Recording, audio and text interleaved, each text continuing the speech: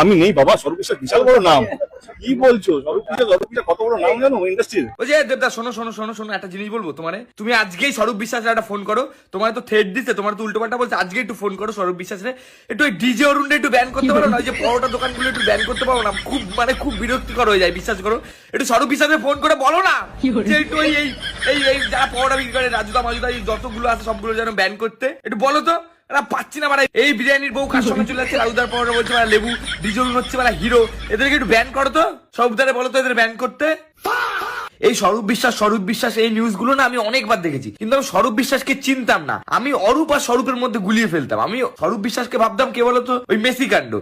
কিন্তু স্বরূপ বিশ্বাস সে না। স্বরূপ বিশ্বাস হচ্ছে এই লোকটা। তোমরা এর প্রথম দেখলাম না আজকে, আমিও এই প্রথমই দেখলাম এর আজকে। আমি গুগল করার পর দেখলাম এইটাই স্বরূপ বিশ্বাস। এই অনির্বাণ থেকে শুরু করে অনেক আর্টিস্টদের মানে ফোন করে বলে যে তুমি আর কাজ পাবে না। এটা আমার কথা না, এটা নিউজ মিডিয়ার কথা।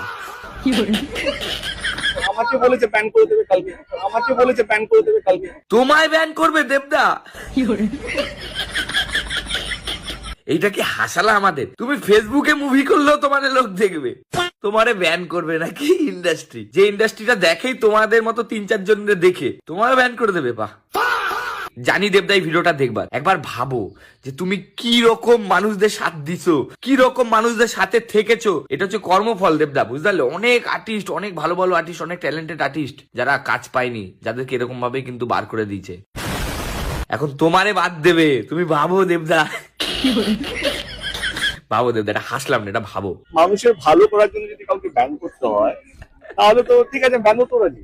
এই ইন্ডাস্ট্রির ভিতরের কথা তোমরা কি কেউ জানো? জানোই না। শোনো, ব্যাপারটা হচ্ছে অনির্বাণ যে নায়কটা আছে, যে ওয়েব সিরিজ বানায়, তারে ব্যান করে দিচ্ছে। রুদ্রনীল যে অ্যাক্টরটা আছে, ওরও ব্যান করবে, কারণ ও পলিটিক্স করে অন্য পার্টি, বুঝতে পারলে? এরকম ভাবে অনেকে ব্যান করে দিচ্ছে যারা শাসক দলের বিপক্ষে আছে, বুঝতে পারলে? মানে যারাই টলিউড করে তাদেরকে মোটামুটি শাসক দলই করতে হবে। এটা শুধুমাত্র এই টলিউডের মধ্যে না, এই গান বাজনা নাচ গান সবকিছুর মধ্যে। মানে এই যে ধরো, এই যে তোমার পাড়ায় পাড়ায় শো হচ্ছে, বড় বড় জায়গায় শো হচ্ছে, বড় বড় অনুষ্ঠান হচ্ছে, সেখানে দেখবে যেসব সিঙ্গার যায়, যেসব আর্টিস্টরা যায় করে, তারা কিন্তু প্রকাশ্য শাসক দল করে। এইবার যারা ধরো কোনো দলই করে না, যারা পলিটিক্সই করে না, যারা পলিটিক্স এর মধ্যেই নেই, যাদেরকে পলিটিক্স পছন্দ করে না, তারা কিন্তু কোনোদিন দেখবে এইসব বড় বড় প্রোগ্রামে কিন্তু তারা চান্স পায় না এবং তাদেরকে ডাকে না।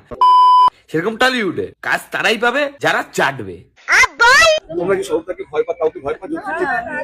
হ্যাঁ, গুড স্টেপ। ভালো কাজ করতে হলে আমি পেটকে নিয়ে ভয় পাবো?